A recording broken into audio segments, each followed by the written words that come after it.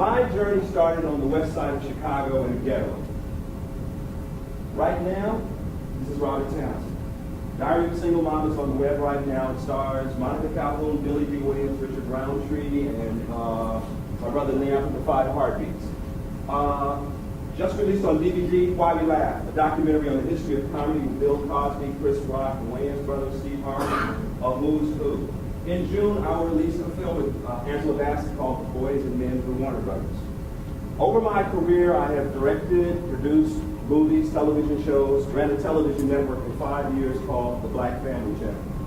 Now, that's Robert Townsend there. Part of the journey in terms of pitching ideas and understanding ideas is playing the hand that you have been dealt. The hand that I was dealt was a mother on welfare, raising 4 kids on her own. Father was not there.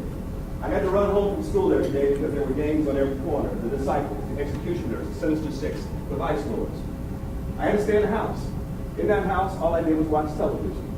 Television, television. There was 3 channels back then, and I watched everything on that television. You name it. I had watched so much TV, they nicknamed me TV Guy. I could do every show that was on television. If they said, what happened on Alfred Hitchcock? They found the boxes, they held it where the The Humphrey Bogart movies, when my mother finally got a job, he's looking at you kid. I could do any, The Wizard of Oz, I could be the Scarecrow, I could do every character. I never got my grade. Lassie, Timmy's in the hood. Some pimps got Timmy. I watched the foreign French films by Truffaut. I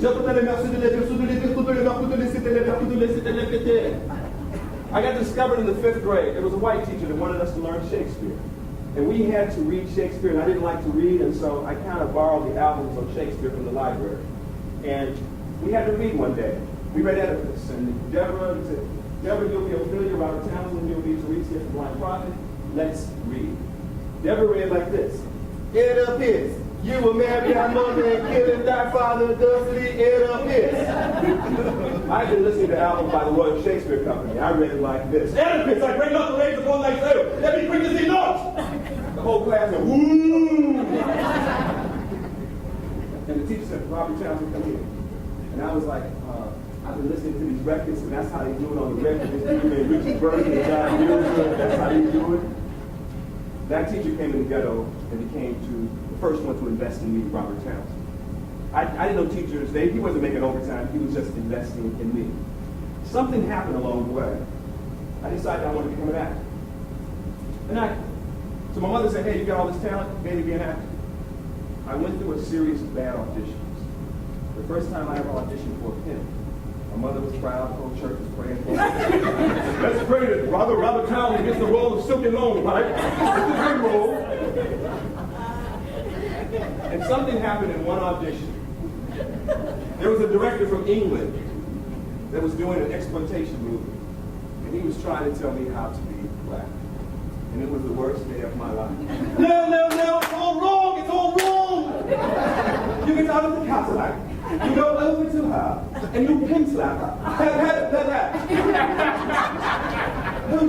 Hold your dick, Robert, hold it.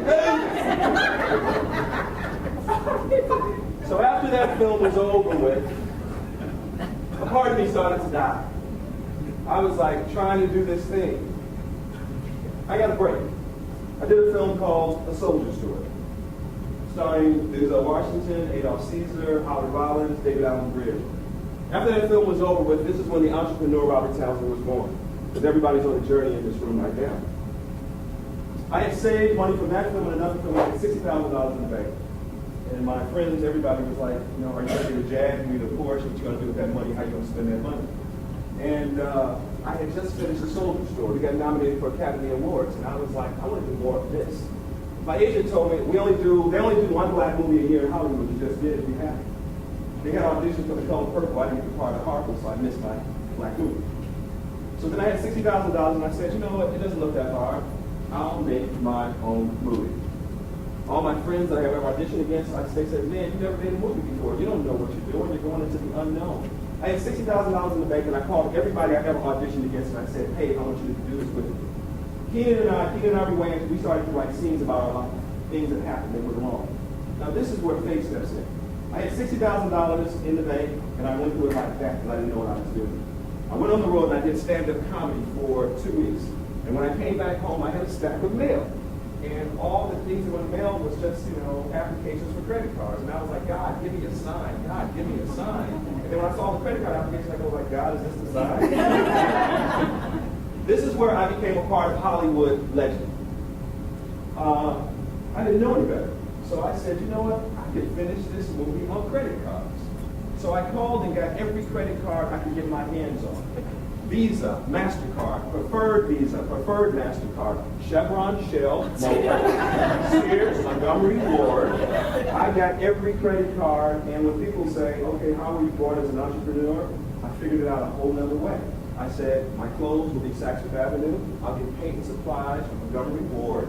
I can feed people Visa, MasterCard. I had an American Express, but only when I had to, because you got to pay the whole thing off. I charged close to $40,000 on those credit cards. That film was shot in 12 days, 12 of the hardest days of my life. I drove the truck. I'm acting. I'm writing. I'm directing. I'm producing. I had to clean out a movie theater. If you saw Hollywood Shuffle, we had a movie sneaking in the movies. I had to clean out that theater, and we shot at 8 o'clock, and the movie started at 11. I had to move fast. I learned a valuable lesson about going that extra mile. The film was shot in 12 days. I showed it to the studios, and the studios saw that film, and they saw the images. And they said, we want to buy the film. And so me, with all the credit cards, said, can I get my check right away? Can I get my check right away? And they were like, whoa, why do you need your check so right away? I said, I don't know how to explain this, but I charged everything on credit cards, and the bills are due in the next couple of months, and could I get my check? And the guy at the studio goes, wait a minute, how did you do what you did? And I started to break down. I couldn't pay my crew, but I could put gas in their tanks. So I used a Chevron, Shell, mobile credit card.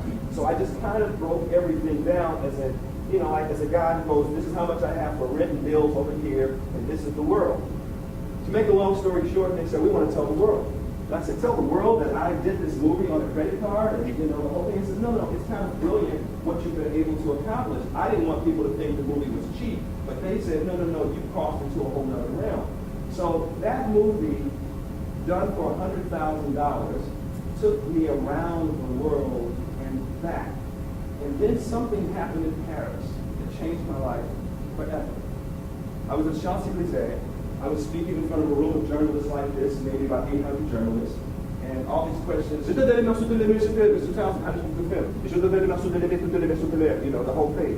After it was over, when I was going to my car outside, and I hear a journalist, Mr. Townsend, I want to talk to you about the state of the nigger. And I was like, what? And there was a little journalist with glasses.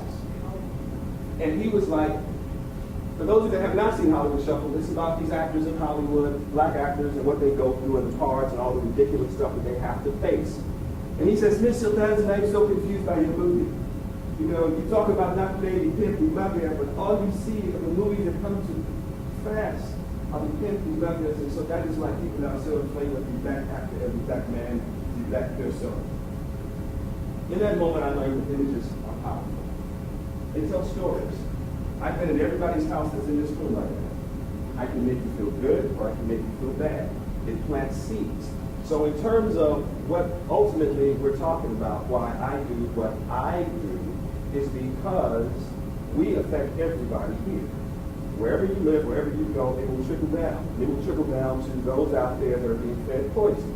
So when I think in terms of the ultimate mission on why we're all here, yes, money. You will get the house, you will get the car, you will get the family, all of that is done.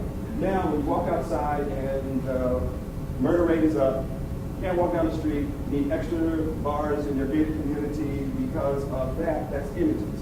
So, to me, in terms of pitching and ideas, let me get back to the pitch. Part of the reason I exist now is because I know how powerful images are. In terms of pitching, my thing is this: the idea starts with something original, always original. Sometimes in Hollywood, people pitch ideas and it is the black version of this, or the Latino version of this, or the Asian version of that. A really strong pitch, you must always be willing to go the extra mile. What I learned when I was running the Black Family Channel, I dissected everything, every area, every section, everything to say what. Right now, for those of you talking about the media space, it's the Wild Wild West, it's the gold rush. Those that understand it and understand the model will win. And it's all simply looking at it. Content will always be king. Everyone has cell phones and iPhones and BlackBerries and all of that. But what are you rushing to see on?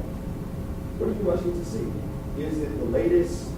Is it sports? Is it movies? Is it Lost? Is it True Blood? It's a show. It's a gadget. So content will always be king. The success of Tyler Perry is one idea.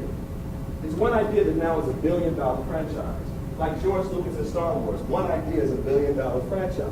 The thing that excites me about this room here is that those of you that have hit the ball out of the park understand that one idea is a franchise, $1 billion. When I was running the Black Family Channel, basically what I was looking at when I had talked to Bob Johnson, who sold for $3 billion, was he sold the network for $3 billion with no real content. I would create content. I was looking at creating a network that would be worth probably 3 times as much in success. Now, can that game still be played? It's playing a game a whole totally different way. For example, when I ran the Black Family Channel, we had no money, we were small, we were starting out. And again, this is where my brain always thinks differently.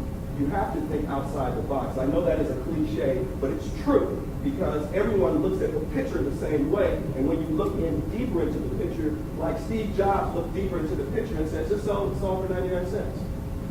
Everybody's like, albums, we gotta get an album through that. An album goes 99 cents. If the rest of the songs are really that good, go buy the next and the next and the next, and you're back to 12. You're back to 16. But is it good? Is it great? Is it better? What made Michael Jordan the best in basketball is that he knew how to move without the ball. True entrepreneurs know how to move without the ball. Because even if I said, here's a check for $1 million, here's your vision, go with your vision, you still got to say, oh, I'm going to hire so-and-so to do the graphics. I need to hire so-and-so to do the layout. I need so-and-so to work with my team. And again, something that Mr. Cosby told me when I started doing parenthood, you can't take everyone with you. You cannot. He goes, Bobby, you can't take everybody with you. Some people don't want to go. Real talk. Today, we're all here on one level because we want the check. We want the check. Then we're here on another level because once you get the check, who are you going to play with? Who's going to be on the team with you? Because it's no fun to be over here and no one to play with or no one to share the dream with. In terms of pitching ideas, a pitch in my world lasts for about 5 to 10 minutes. You come in and you must know everything about that pitch. You must know it from every side. You can't, it's like I role play games when I pitch. They say, okay, tell me about the character. What's the character going to do after that? What's the next season? What's the next season? If you say, I just have this one idea, how big can your idea go?